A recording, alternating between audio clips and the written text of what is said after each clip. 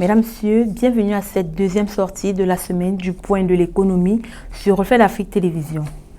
En actualité ce jour, la chute des prix du pétrole plonge une nouvelle fois le Nigeria en récession. L'impact important de l'épidémie de coronavirus sur l'économie mondiale a influencé sur la production du pétrole. Une production qui passe de 2 milliards à 1,4 milliard de barils de pétrole.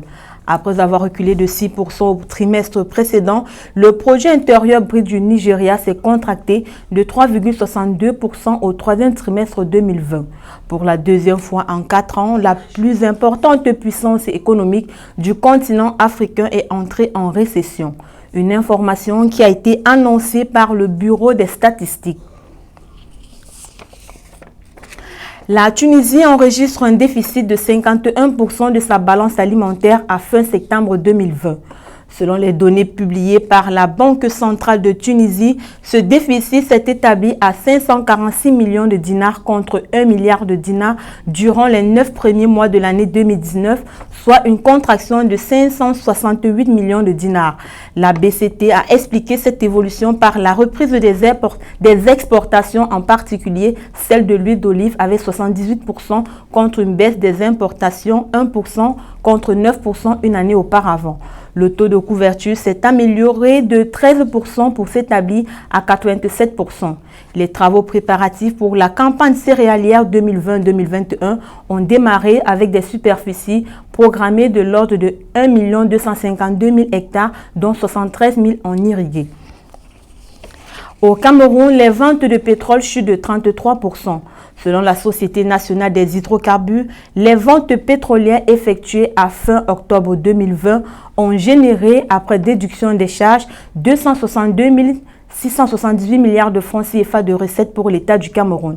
Les quantités de pétrole brut vendues pour le compte de l'État s'élèvent à 13,517 millions de barils au 31 octobre, soit une baisse de 2%. En ce qui concerne la production pétrolière, 32 millions de barils ont été produits entre janvier et octobre, dont 22 millions de barils de pétrole brut et 1 million de mètres cubes de gaz naturel. Les prévisions de clôture sont de 26 millions de barils pour le pétrole brut et de 219 millions de mètres cubes pour le gaz naturel. La société a ajouté qu'au cours de la période sous revue, elle a versé à l'État du Cameroun 11,271 milliards de francs CFA d'impôts sur la société, 10 milliards de francs CFA de dividendes et divers impôts et taxes pour un montant de 3 milliards de francs CFA. Toujours au Cameroun, une nouvelle opération de levée de fonds sur le marché monétaire sera effectuée demain 9 décembre 2020. 30 milliards de francs CFA assortis d'un taux d'intérêt de 5,5% pour une maturité de 5 ans. C'est ce que veut lever le Trésor public camerounais. Cette nouvelle opération fait partie d'un vaste programme d'émission de titres publics au travers duquel le Cameroun entend mobiliser une enveloppe globale de financement de 180 milliards de francs CFA sur le marché monétaire au cours du 4e trimestre 2020. Selon les prévisions gouvernementales, la majeure partie de l'enveloppe, soit 120 milliards de francs CFA au total, sera mobilisée au moyen d'émissions de titres publics de long terme, mieux adaptés au financement des projets d'infrastructure. Suspendue il y a plusieurs mois, la compagnie aérienne Air Burkina dessert à nouveau Libreville au Gabon. Selon l'ambassadeur du Burkina Faso au Gabon, cette reprise a réjoui les clients et les responsables de cette compagnie. Pour le diplomate burkinabé Saïdou Zongo, Air Burkina vient reprendre son rôle essentiel de vecteur dans les flux migratoires, y compris la circulation des marchandises du fret. Air Burkina apparaît donc comme étant un facteur de renforcement de proximité entre le Gabon et le Burkina Faso.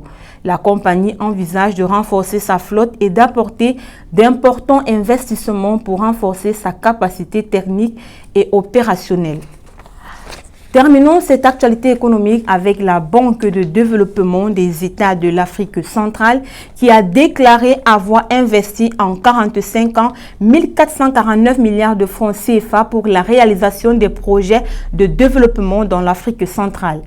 En sa qualité d'institution financière communautaire, la Banque de développement des États de l'Afrique centrale se positionne comme l'un des catalyseurs du progrès dans les 6 pays de la communauté économique et monétaire de l'Afrique centrale. Au-delà de la réalisation des projets intégrateurs qui font partie des priorités des États, la Banque a orienté ses interventions dans les domaines de l'éducation, la santé, l'industrie, l'agro-industrie, le développement agricole et rural, les télécommunications, les infrastructures routières, portuaires et aéroportuaires et l'énergie.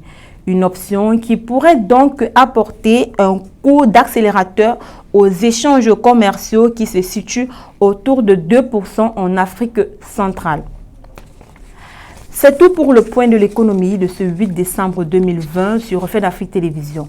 Les programmes se poursuivent sur nos différentes plateformes médias Facebook, Twitter, Instagram, YouTube ou sur notre site internet www.refletdafriquetv.com. Agréable suite de programme à notre compagnie.